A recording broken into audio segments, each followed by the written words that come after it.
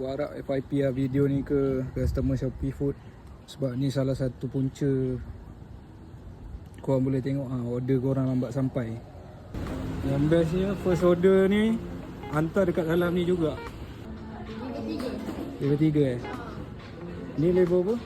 Level 2 Arnas. Oh, lift ni boleh pakai? Okay. Tak ada apa, tekan je level 3. Okay, terima kasih banyak.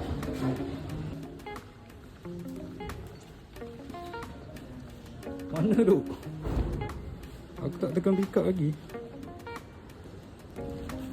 Sekejap Okay, terima kasih ya.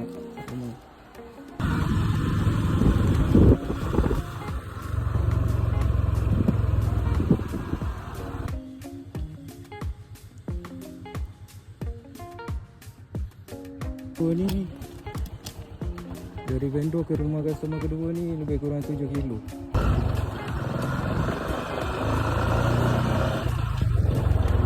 Lambat. Okay, terima kasih banyak. Dari rumah customer kedua tadi ke sini 11 km. Yang pisangnya customer yang ketiga ni akan tunggu. Kalau customer yang okey, kalau tak okey, jatuh rating kau.